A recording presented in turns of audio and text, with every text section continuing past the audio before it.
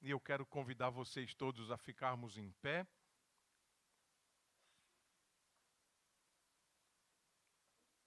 Quero dizer que estou muito, muito contente com a presença de todos vocês aqui, que ficaram sabendo, que puderam vir, e a gente vai poder agora juntos compartilhar a palavra. Queria pedir para você abrir a sua Bíblia lá na segunda epístola do apóstolo Paulo aos Coríntios, 2 Coríntios capítulo 4, versículos 7, 8 e 9.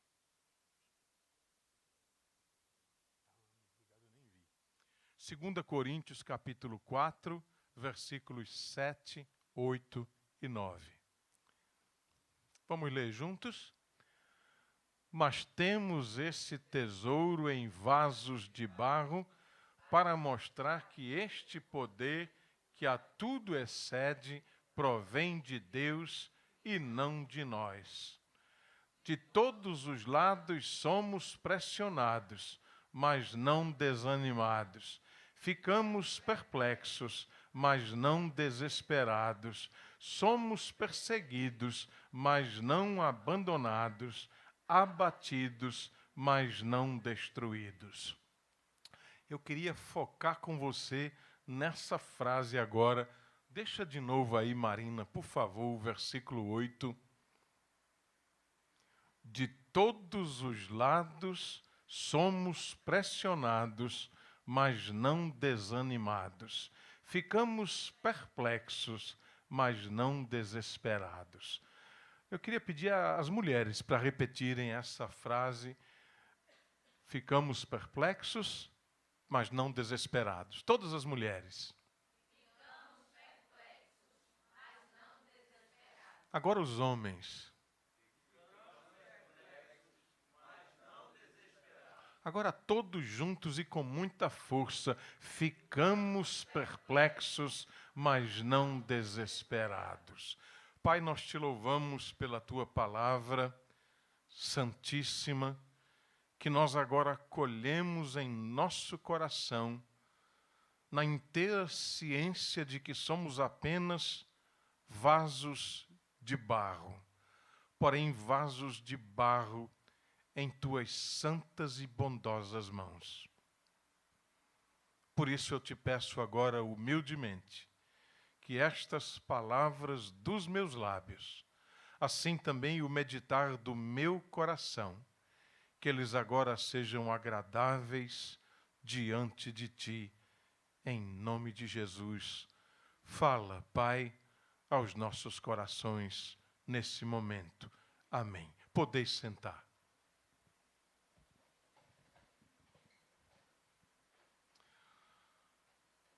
Perplexos, porém não desesperados.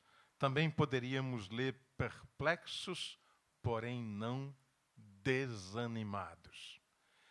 Meus queridos, esse texto que nós agora temos diante de nós, ele está situado no contexto da segunda epístola escrita pelo apóstolo Paulo aos Coríntios, aos cristãos que faziam parte dessa comunidade cristã em Corinto. Eu quero começar lembrando que o apóstolo Paulo tinha uma relação muito estreita com os cristãos lá em Corinto, uma relação muito peculiar. Apesar disso, na primeira epístola que ele escreveu, ele ali lida com problemas que nós podemos considerar problemas gravíssimos que existiam naquela comunidade. Problemas como o espírito de divisão que havia entre os irmãos. Alguns diziam, nós somos de Cefas, nós somos de Pedro. Outros diziam, não, nós somos do grupo do apóstolo Paulo. Outros preferiam ser do grupo de Apolo. Havia ainda um outro grupo de pessoas que diziam, não, nós somos de Jesus. E com isso eles se julgavam melhores do que aqueles que se diziam de Paulo, de Pedro ou mesmo de Apolo. A comunidade também estava dividida em torno de vários outros grupos. Tinha o grupo das pessoas que se achavam melhores, mais sábias, mais poderosas, com melhor condição de vida do que as outras. Havia o grupo daqueles que se achavam mais espirituais, tentavam colocar aquela filosofia daquela época acima da revelação de Deus e do poder de Jesus Cristo demonstrado na cruz do Calvário. Havia pecados graves, para não dizer gravíssimos, que giravam em torno de uma moral bem frouxa, totalmente comprometida por um espírito de licenciosidade. Havia um grupo que chegava ao ponto de negar a ressurreição do Senhor Jesus como um fato histórico. Não só isso, havia também aquelas pessoas que participavam da Santa Comunhão, da Eucaristia, sem um verdadeiro espírito de arrependimento, sem um autoexame de consciência, sem confissão dos seus pecados. Do jeito que estivessem, eles chegavam e achavam que podiam celebrar sem mudança de conduta, sem mudança de comportamento. Eles banalizavam a celebração da ceia do Senhor. Eles participavam da Santa Comunhão, diz o apóstolo Paulo, de forma leviana, sem discernir o corpo do Senhor e o significado mais profundo da Eucaristia. Paulo não mediu palavras para exortar todos aqueles membros da igreja em Corinto. Honesta e sinceramente, Paulo exortou todos esses grupos, todas essas divisões e também todas essas tendências. Usando a sua autoridade apostólica, ele reclamou mesmo. A igreja de Jesus é a igreja de Jesus, não é de Paulo, não é de Apolo, não é de Pedro, é a igreja de Jesus. A situação era séria, era muito séria, e por isso Paulo começa a tratar de cada um desses problemas, dizendo uma coisa que não está escrito lá em 1 Coríntios, nem mesmo em 2 Coríntios, mas está implícito. Paulo quis, através de toda a sua exortação, dizer: olha, meus queridos, igreja, a gente vive, evangelho, a gente vive. O evangelho do Senhor Jesus não pode ser visto como um apetrecho de decoração que às vezes a gente usa e às vezes a gente deixa em casa. A gente usa quando chega na igreja, na hora do culto, mas quando o culto termina e a gente volta para a vida durante a semana, a gente esquece tudo aquilo. Evangelho, disse Paulo, é coisa séria. É para ser vivido e praticado o tempo todo e todo o tempo.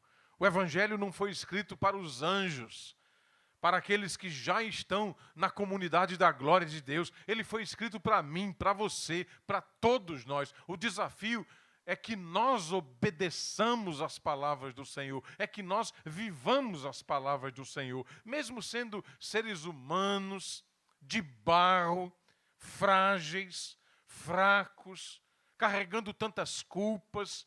O Evangelho é um desafio para mim e para você.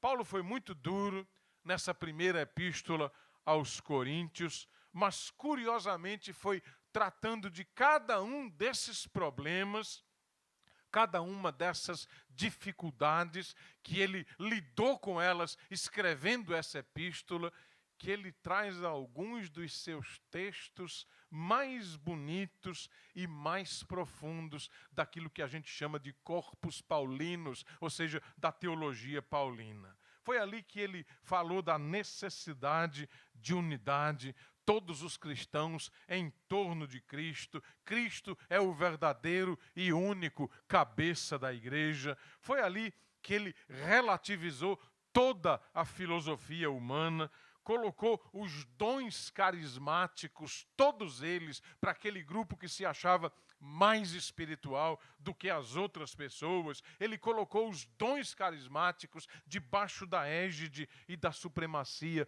do serviço e também do amor. Ele colocou a humildade como ponto de partida. Ele falou como nós devemos nos comportar diante de uma celebração da Eucaristia, do espírito de verdadeiro arrependimento, do respeito e da reverência que nós precisamos ter, não somente quando celebramos a Eucaristia, a ação de graças, a ceia do Senhor, mas do respeito que nós precisamos ter na casa de Deus. Foi ali que ele nos deixou aquele belíssimo capítulo 13, da primeira epístola aos Coríntios, onde ele diz coisas maravilhosas sobre o amor, ou então o capítulo 15, quando ele nos traz conhecimento sobre o céu, sobre a vida eterna, sobre a ressurreição e tudo mais. Foi com todo esse pano de fundo que nós hoje dispomos, que nós então chegamos na segunda epístola aos Coríntios. Ninguém entende 2 Coríntios direito sem entender tudo o que aconteceu e se passou e levou o apóstolo a escrever a sua primeira epístola. Lá em 2 Coríntios, Paulo ameniza o teor do seu discurso, o teor da sua reclamação. Ele abre mais o seu coração, ele revela todo o amor e todo o cuidado que ele sentia pelos coríntios, mas também toda a profundidade do amor que esse apóstolo tinha pelo Senhor Jesus. É uma epístola diferenciada.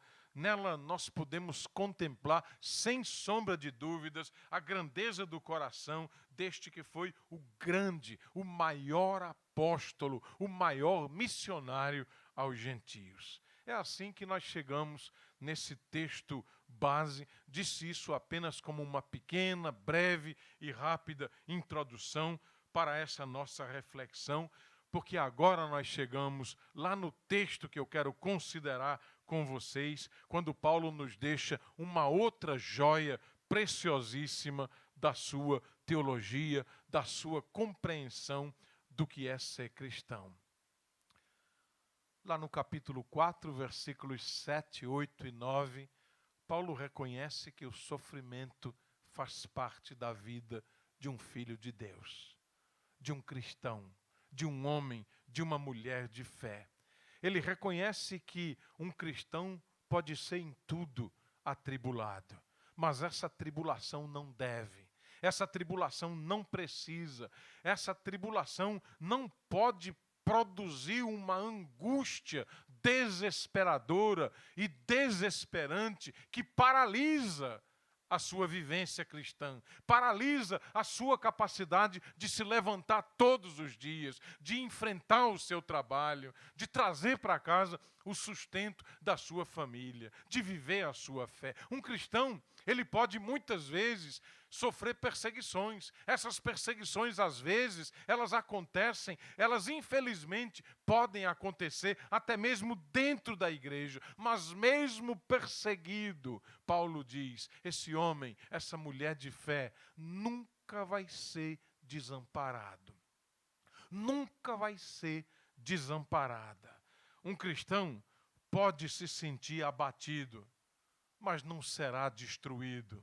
Pode se sentir perplexo, mas não deve, não pode se entregar ao desespero ou mesmo ao desânimo. A construção usada por Paulo, bispo, nos versículos 7, 8 e 9, da segunda epístola aos Coríntios, no capítulo 4, ela é tão rica, mas ela é tão rica que ela fornece 4 sermões diferentes e diferenciados. Paulo diz atribulados, mas não angustiados. Isso para mim seria um sermão. Ele diz perplexos, mas não desanimados, não desesperados. Isso para mim é um outro sermão, é esse que eu quero compartilhar com vocês agora. Ele diz perseguidos, mas não desamparados, de jeito nenhum desamparados. Ele fala de abatimento, mas não de destruição. Aqui para mim, nós já teríamos material para um 4º sermão, em 2 versículos apenas, do capítulo 4 da segunda epístola aos Coríntios. O tempo, é lógico, não nos permitirá explorarmos esses versículos todos, 7, 8 e 9, eu vou me dar por satisfeito apenas em pensarmos nisso. Perplexos, porém não desanimados. Perplexos, porém não desesperados. Você pode dizer isso comigo? Perplexos, mas não desesperados. A segunda dessas 4 polaridades. O apóstolo se reconhece perplexo, mas luta e não permite que essa perplexidade tome o rumo e a dianteira da sua vida. Quando nós falamos em perplexidade, nós estamos falando num substantivo feminino. Estamos falando sobre uma circunstância, um estado no qual a pessoa demonstra uma hesitação. A situação é complexa e por isso ela gera um estado de perplexidade que, por sua vez, pode levar a pessoa ao desânimo e ao desespero. A pessoa, diante de uma situação onde ela não sabe o que fazer e hesita e cai no estado de perplexidade, ela se sente impotente, sem saber o que fazer, como responder à vida e como seguir adiante.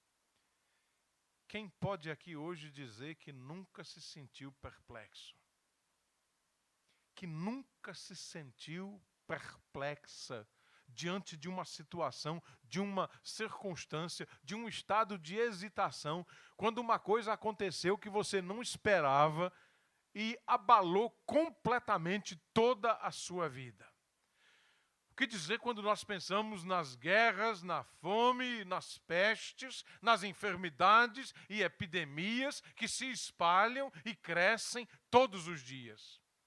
A violência urbana, aqui pensando somente na violência do trânsito, porque o nosso trânsito mata muito mais do que muitas guerras que estão acontecendo hoje, agora mesmo. A violência nas ruas, a injustiça social, a corrupção política no nosso próprio país. Nós lemos e ouvimos sobre ela todos os dias.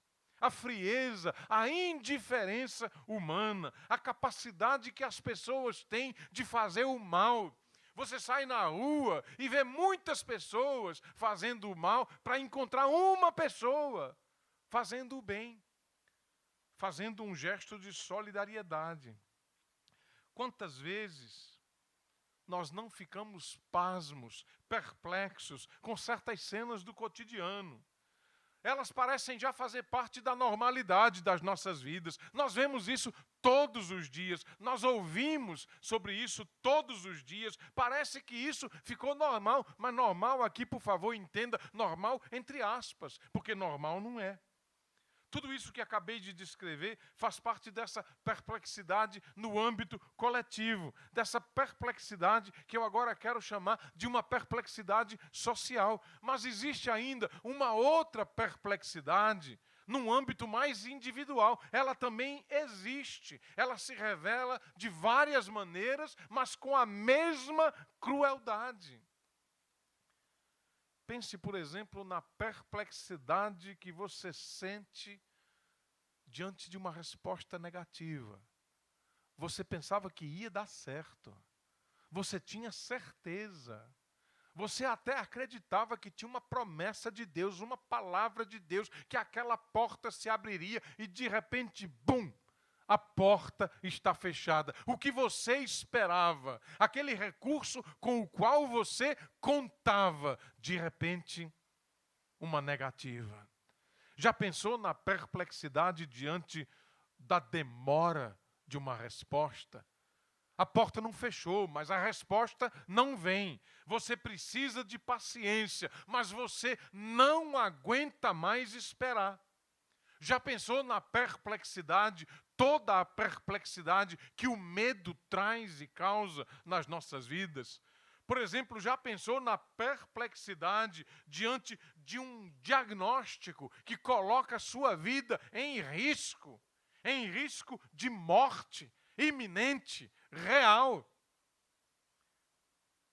Já pensou na perplexidade diante da necessidade de tomar uma decisão séria, de fazer uma coisa que você sabe que precisa fazer, mas que você vem postergando, procrastinando, deixando para amanhã, deixando para depois da manhã, deixando para a semana que vem, para o mês que vem. Não, ano que vem eu vou conseguir. Já pensou em todas as promessas em véspera de ano novo? Já pensou em toda a perplexidade que você sente quando não sabe o que fazer, quando não sabe para onde ir, quando não sabe que resposta dar, quando não sabe como resolver esse problema que se agigantou e se transformou numa montanha na sua vida? Você lembra que um pouco atrás, um pouco antes, eu dizia que quando nós falamos de perplexidade, nós estamos falando de um substantivo feminino, uma circunstância, um estado, no qual uma pessoa demonstra hesitação diante de uma situação complexa, diante da qual ela não sabe o que fazer, não tem o que fazer. Às vezes não é nem só não sei o que fazer, é não tenho nada a fazer. Como resolver? Não tenho como sair dessa. Percebe como a coisa começou a ficar mais séria? Existe uma perplexidade coletiva, uma perplexidade social, mas existe uma perplexidade também individual, instalada nos corações e nas mentes de muitas pessoas que se sentem hoje paralisadas, sem conseguir dar um passo adiante, por causa desse estado de perplexidade que produz desânimo, desespero, letargia, paralisação, medo e fuga da vida, fuga da realidade. Percebe como a coisa começou a ficar mais séria? Mas sabe quem está dizendo isso? Um apóstolo de nosso Senhor Jesus, um dos maiores. Ele escreveu praticamente metade de todo o Novo Testamento.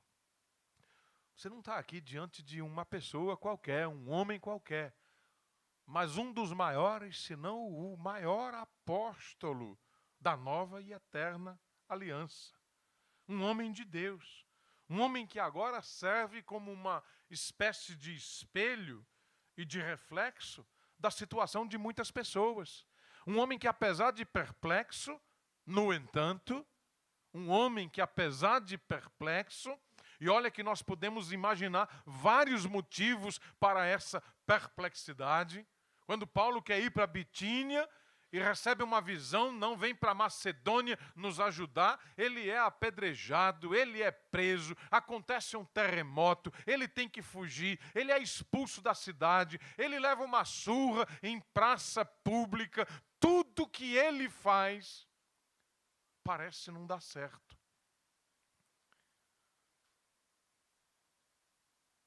Apesar de toda essa perplexidade, nós estamos aqui diante de alguém firme e resoluto, diante de alguém que decidiu: eu não vou deixar me abater, eu não vou desanimar, eu não vou desacreditar, eu não vou me entregar ao desespero. Deus está comigo, Jesus me chamou, existe uma gloriosa promessa de Deus na minha vida, eu não preciso ter medo, mas eu preciso da coragem de todos os dias levantar, de todos os dias enfrentar o dia, a tarde, a noite, a madrugada, por mais difícil que ela seja. Não vou me deixar abater, não vou me deixar desanimar, não vou me entregar ao desespero. Essa perplexidade não vai paralisar a obra de Deus na minha vida, não vai paralisar aquilo que Deus quer e pode fazer na minha vida, porque o meu Deus é maior do que essa circunstância. O meu Deus está acima dessa hesitação. prisões, açoites, vítima de calúnias, necessidade de fugir, constante risco de morte, situações que poderiam levá-lo a uma hesitação total, a um abatimento completo, a uma perplexidade absoluta. Mesmo assim, esse homem chamado Paulo está determinado a não desanimar, determinado a não desistir, determinado a não entregar os pontos de uma partida que ainda pode ser vencida. Você já pensou que assim mesmo pode ser com você agora mesmo? Você já entendeu que nós aqui não estamos mais falando do apóstolo Paulo, mas estamos falando de mim, de você, da minha, da sua, da nossa situação. Paulo podia ter dúvida de muitas coisas, mas que não iria se entregar ao desânimo ou ao desespero. Disso ele tinha absoluta certeza.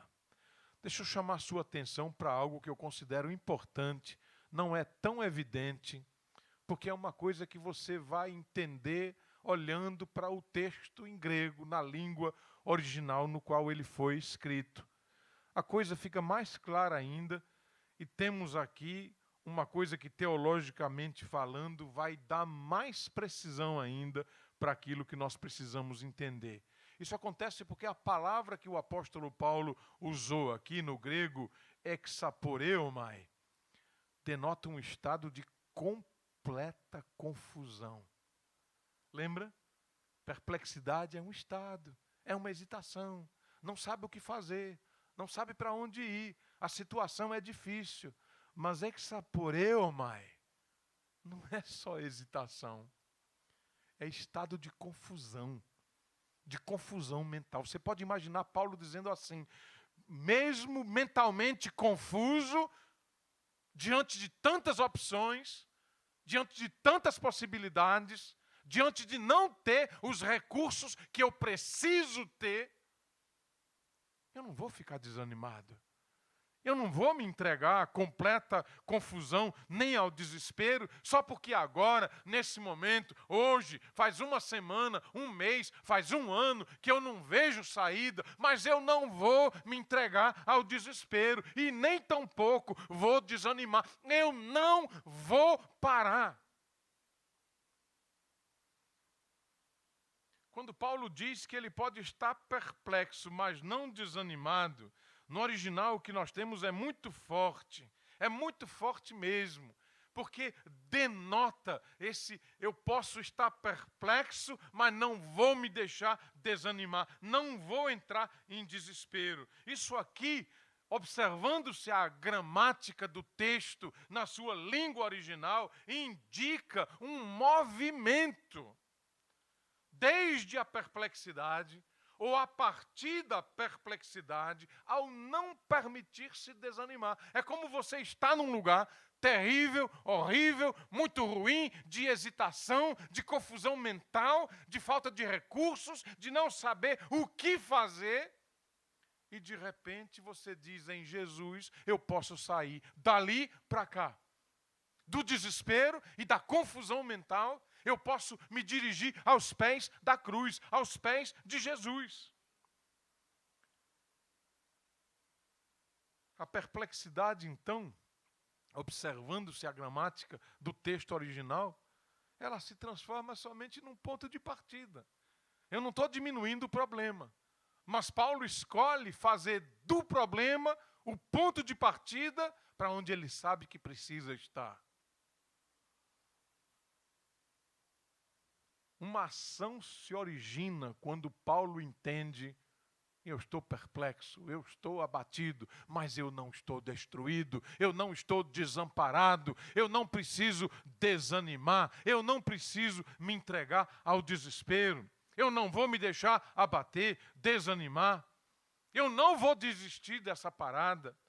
Mas a partir da perplexidade, ele vai sim se mover, não na direção do desânimo ou do desespero. Me desculpem repetir tantas vezes, mas é porque isso precisa entrar nas nossas mentes.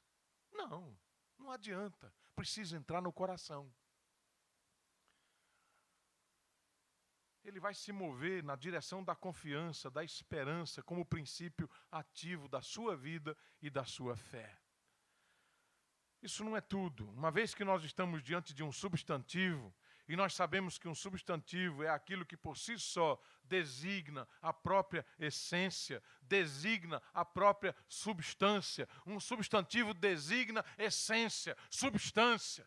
Então, o que nós temos em mãos termina, em terceiro lugar, ficando muito mais forte. Porque o que é que Paulo está dizendo aqui? Que a essência dele não é a perplexidade.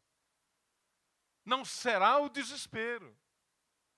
Mas será a confiança que vem da fé, do princípio ativo da fé aplicado na sua vida em todas as circunstâncias.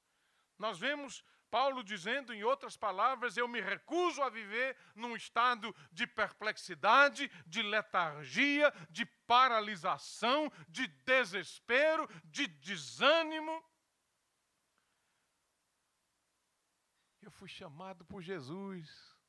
Eu vi Jesus na estrada de Damasco. Eu recebi do próprio Cristo o meu apostolado. Eu não preciso viver no desespero.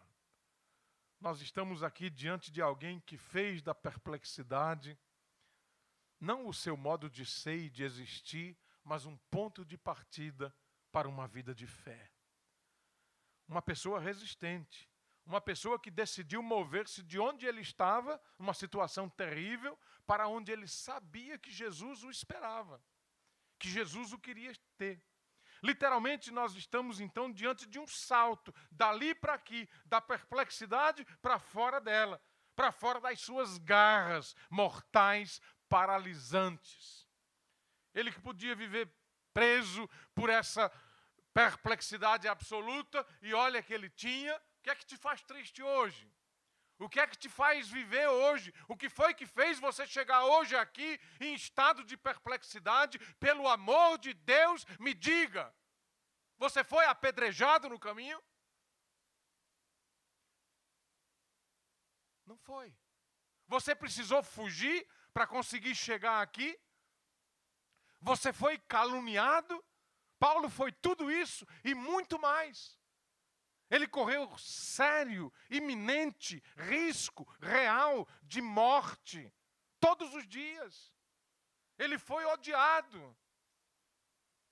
Mas ele resolveu dar um salto para fora dessa perplexidade, das suas garras mortais e paralisantes. O que eu quero dizer é que talvez o que hoje me faz entristecer, o que hoje me faz acreditar que eu estou perplexo e por isso eu vim para a igreja desanimado, ou você veio para a igreja desanimado, desanimada, quem sabe até desesperado. Talvez seja uma coisa pequena, não tão grande, mas alguma coisa que você está dando mais valor e mais atenção do que pode e deve.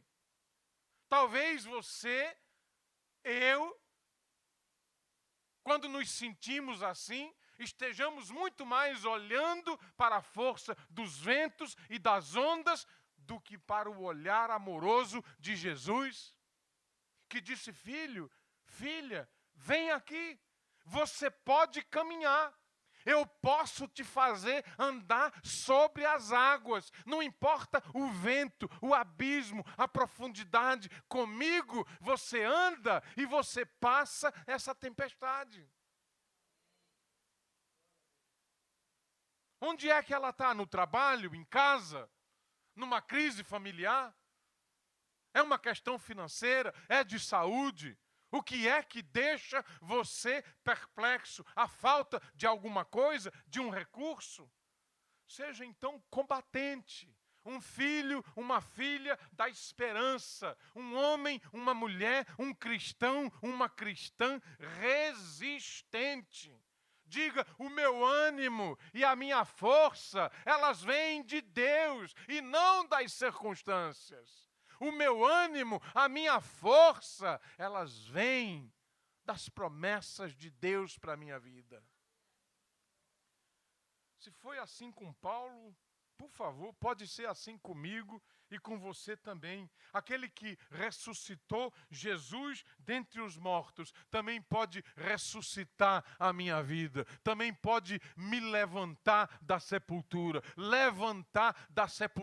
onde você enterrou seus sonhos, seus planos, sua vontade de viver, sua certeza de que Deus está com você.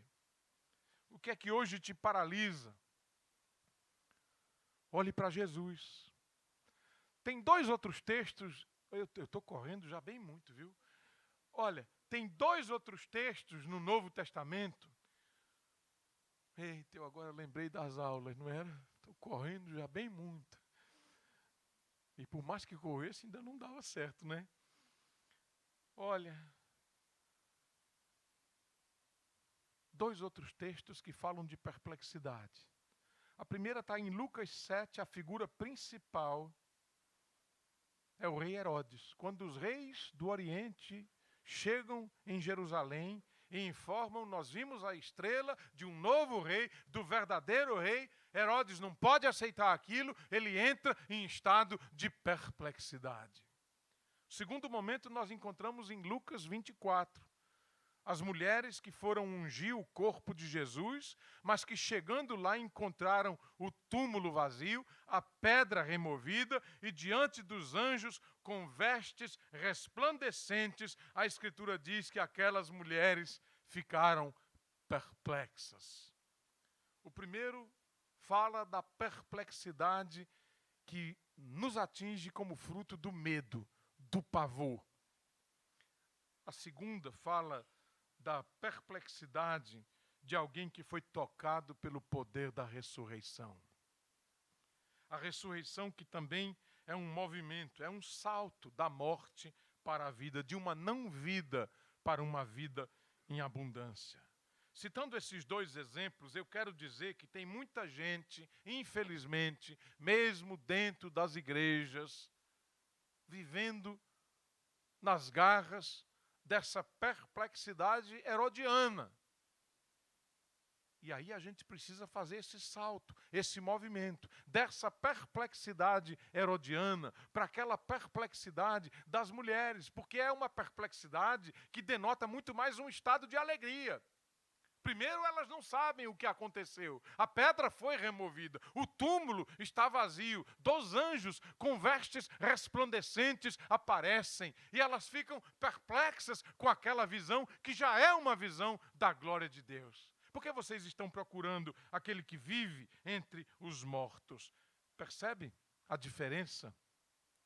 Tem gente que, como aquelas mulheres, como o apóstolo Paulo, se deixa contagiar por esse poder da ressurreição, esse poder que faz as pessoas se tornarem capazes, torna as pessoas capazes. Não é um poder que eu tenho em mim, que você tem em você, mas é um poder que nós recebemos do alto e você pode ressuscitar das cinzas, se levantar da morte. Deus pode fazer tudo novo, de novo, na minha, na sua vida. Você não precisa desanimar diante disso que te deixa perplexo ou perplexa. Você pode resolver. Eu não vou me entregar ao desânimo, ao desespero. Eu escolho confiar. Eu me movo de onde eu estou para onde eu sei que Deus me quer. Esse é o sentido e o desafio de 2 Coríntios capítulo 4, verso 8. Diante do que hoje você não entende, diante do que hoje não faz sentido algum, diante da dor e do sofrimento, diante de desertos ou de tempestades que a vida traz, você e eu podemos fazer como Paulo fez. Pode dar um salto para fora de uma perplexidade paralisante, pode se mover para fora da esfera da angústia, da ansiedade, pode romper com toda essa atitude de entrega, de desistência, de desânimo, recebendo do Senhor uma nova força e um novo ânimo. Essa é a palavra. É a mensagem que eu acredito está escondida por trás desse versículo. 2 Coríntios capítulo 4, verso 8. A palavra do Senhor, o evangelho de Paulo, para mim e para você hoje. Mas uma palavra de Deus, para usar a linguagem da tecnologia da informação, da informática, uma palavra de Deus que nós precisamos atualizar em nossas vidas. Recuperar. Atualizar. Recuperar. Atualizar. Existem muitas situações ao longo da caminhada que nos deixam em estado de total perplexidade, mas o que nós aprendemos hoje com Paulo é que tudo isso que me deixa perplexo, eu posso me ajoelhar de noite do lado da minha cama, imaginar ali a cruz de Cristo e compartilhar com Ele a minha dor, o meu estado de perplexidade, pedir socorro. Uma coisa é certa, o mesmo raciocínio que o apóstolo Paulo usa para combater a perplexidade que chegou lá na sua vida, vale também para todas as tribulações, para todas as perseguições, para todo estado de abatimento. Da fraqueza é que nós tiramos forças. A força que nós recebemos do alto, de Deus, de Cristo, o poder do Espírito Santo, para vencermos toda a tribulação, para vencermos toda a perseguição, para vencermos todo estado de perplexidade e de abatimento. Quando atribulados, podemos receber a paz que excede todo o entendimento. Quando perseguidos, somos fortemente amparados e fortalecidos pelo Senhor. Quando abatidos, podemos ser reconstruídos, seres humanos melhores. Você já pensou que essa crise que você está passando pode estar te fazendo uma pessoa melhor, um homem melhor, uma mulher melhor? Um esposo melhor, uma esposa melhor, um filho, uma filha, uma mãe, um pai, um membro de igreja, um pastor, um bispo melhor. Essa é a lógica que nos move para sairmos desse estado de perplexidade para um ânimo redobrado.